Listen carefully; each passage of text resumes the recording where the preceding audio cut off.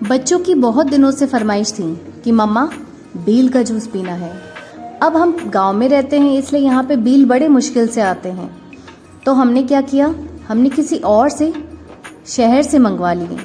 अब हमने मंगवा लिए, इन दोनों ने कहा कि हम ही लेके जाएंगे इनको। ले जाते इन्होंने सारे बिखेर दिए। बिखेरने के बाद मैंने इन्हें कहा कि किसी बैग में डाल लो, और इन दोनों ने फिर सारे उठा के बैग में डाल दिए। बैग में डालने के बाद हम इसको लेके घर चले। अब बहुत धूप हो गई थी और बील में वज़न भी ज़्यादा था, लेकिन हम धीरे धीरे जैसे तैसे करके इनको घर तक ले ही गए।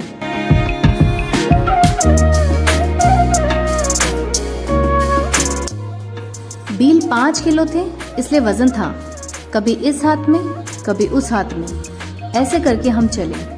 अब ये पूरा रास्ता हमारे गांव का हमारे घर की तरफ जाता है। बीच में मंदिर आता है, ये पुराना कुआं है, और अब हम आ गए शॉर्टकट रास्ते से।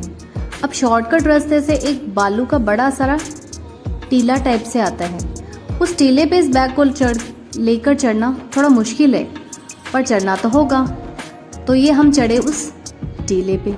बीच में ही विनीता नहीं दिख रही थी, तो हमने पीछे देखा तो बहुत पीछे आ रही थी धीरे धीरे। पर मैं और विश्वराज धीरे धीरे अपना आगे जाते रहे। ये एक टिब्बा है, इस टीले से हम ऊपर चढ़े और फिर इस तरफ मुड़ के हम हमारी जो नई बनी हुई सड़क है, जैसा कि आपने हमारे पिछले व्लॉगों में देखा होगा, उस सड़क तक पहुंच गए। अब सड़क पर आराम से हम चल पा रहे थे।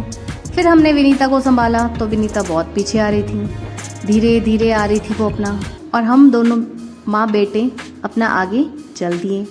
सड़क पे चलना थोड़ा आसान होता है, और हाथ दर्द हो रहा था, कभी इस हाथ में कभी उस हाथ में हमने लिया, और ऐसे करते करते हम अपने घर पहुंच रहे थे।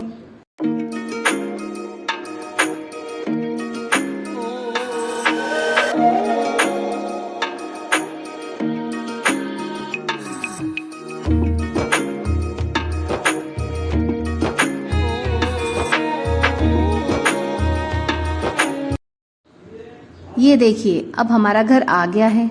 अब हम यहाँ पर पहुँच गए हैं। ये फ्रेंड्स हमारे नए घर हैं। इससे पहले हम पुराने वाले घर में रहते थे।